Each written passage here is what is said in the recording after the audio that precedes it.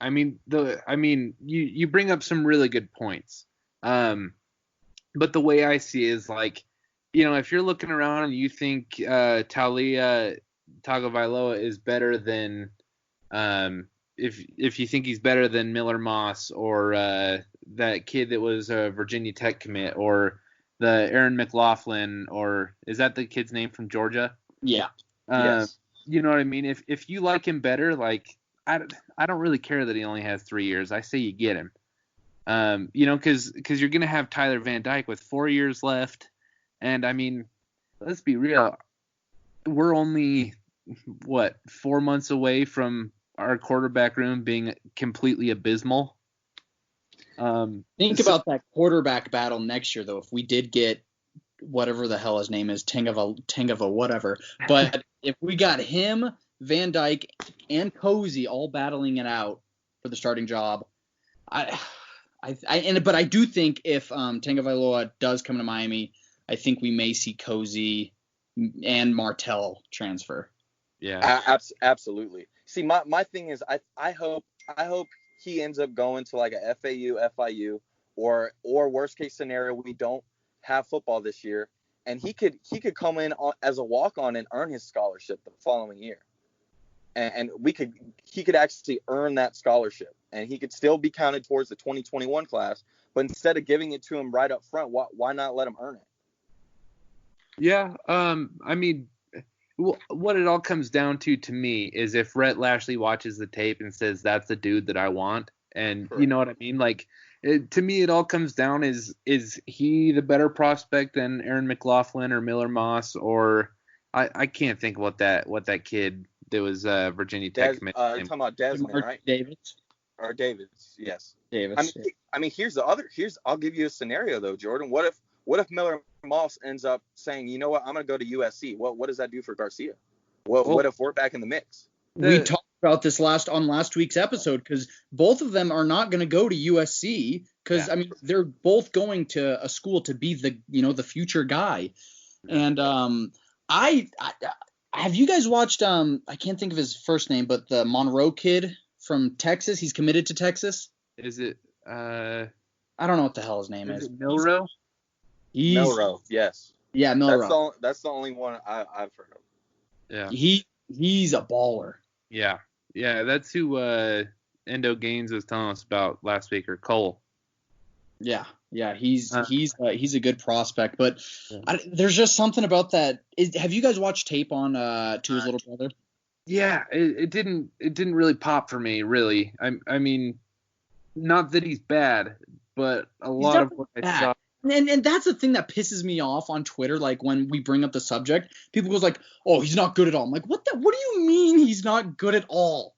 Yeah. Like, how are you gonna say idiots? I mean, I watched the kid's tape. He's not that bad at all. But I mean, me personally, I'm putting all my faith in Rhett Lashley, man. I mean, Rhett Lashley has said and done all the right things. Where I'm putting all my faith in him, and whoever he ends up deciding that we're gonna get, I'm gonna agree with him regardless, because I think the way he uses his system, as far as the quarterback and the running back and the receivers, along with the offensive line, I think you're gonna see a night and day thing where any of these quarterbacks we end up getting, man. I mean, the offense is now our strong suit, guys. Like, we've wanted this for forever, and now you're talking about our whole offensive staff is hitting on all cylinders. It seems like with recruiting, where we're actually not only getting top guys, but we're in the mix for a lot of these guys that are also having Ohio State, Tennessee, LSU. I mean, you got staffs like Tennessee and Minnesota that are, I mean, killing it in recruiting right now. And the fact that we're still in contention for some of these guys that are also having those teams involved says a lot just on our offensive staff being there for 3 months. Yeah. Yeah, and that's pretty much the point I was trying to make, is that, like, I don't think we should worry about the scholarship numbers for next year. I think, I trust Lashley, like you said. I have 100% confidence in him, and I think whoever he thinks is the best prospect that we can get should get the scholarship. If that means that it's Taulia and we have to take from next year, so be it. If he's the best dude, I want him. Can't you just see, though, like, little Tua coming to the Canes?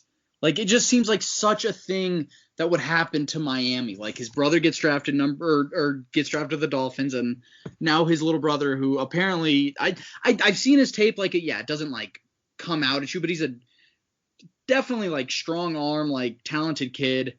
Imagine the hype around if we got Tagovailoa, and I honestly do think we're going to get him.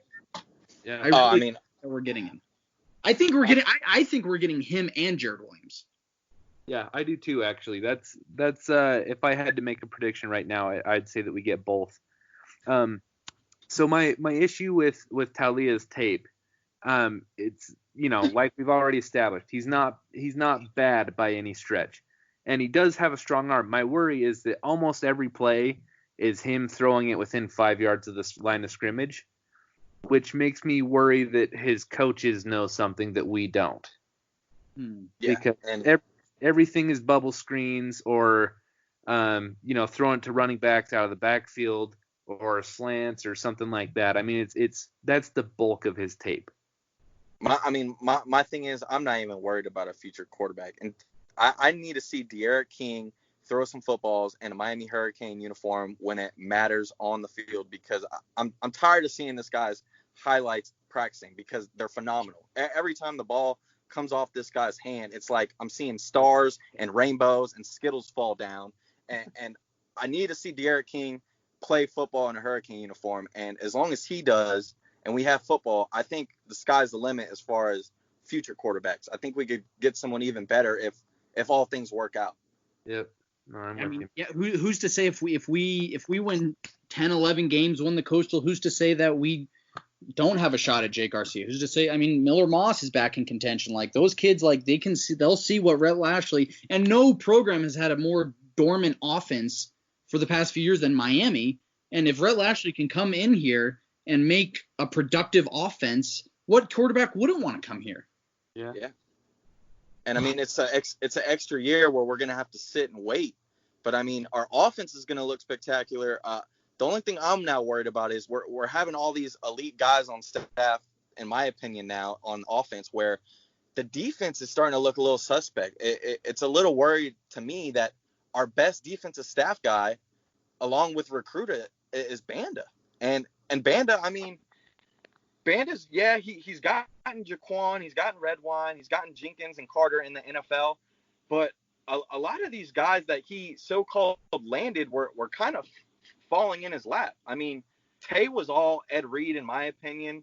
Gervin Hall doesn't come if Carter isn't here. And then you got Keontre didn't really have many options, so Miami was the best deal for him. And then Bubba only came because Brevin and Tate. So I'm looking at our staff on defense, and let's say we don't play this year, and we have a whole nother year of offseason where we have to recruit even tougher.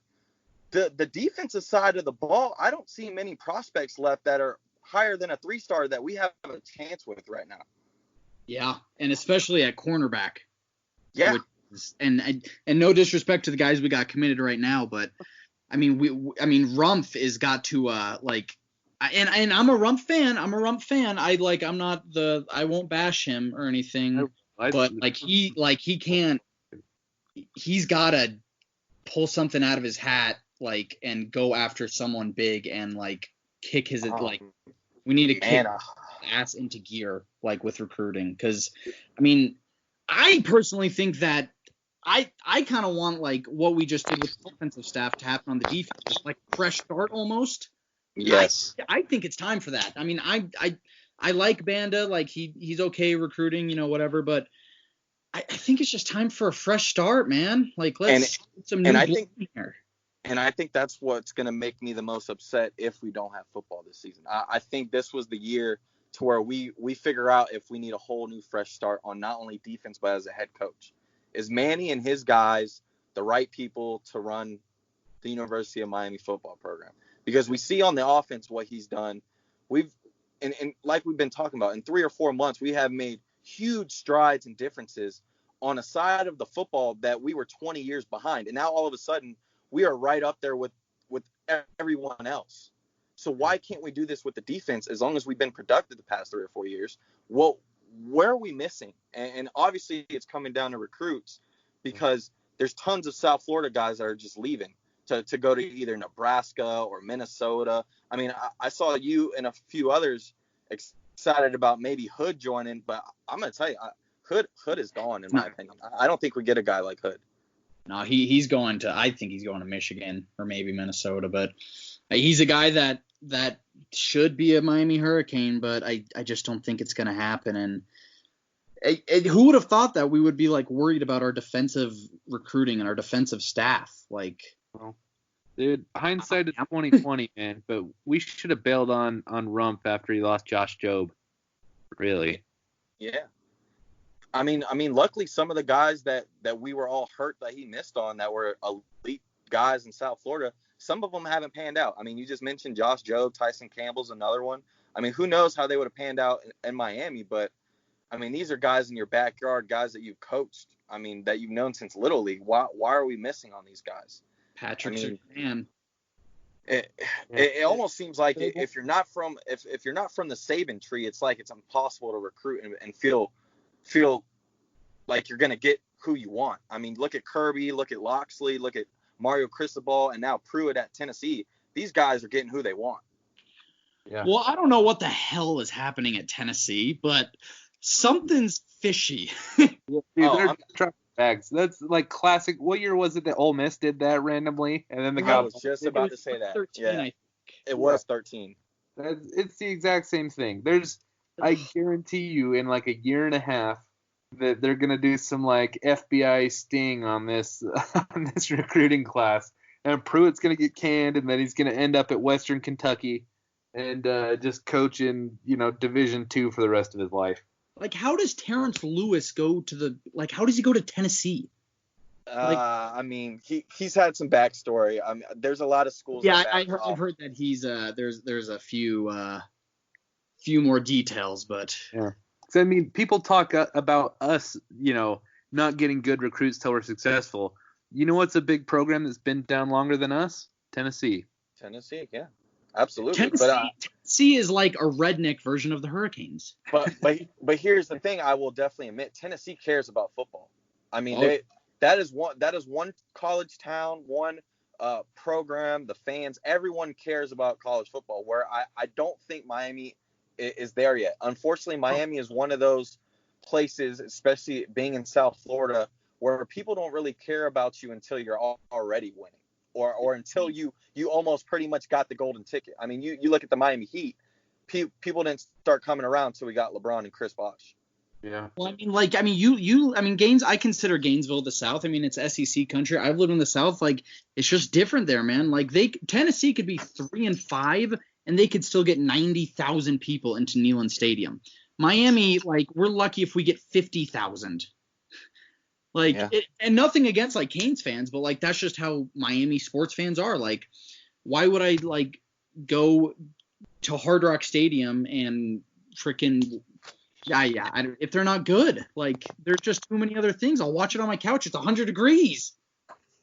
And Tennessee, like, they don't care. They just care about football. I love the South, man. I love it. Yeah.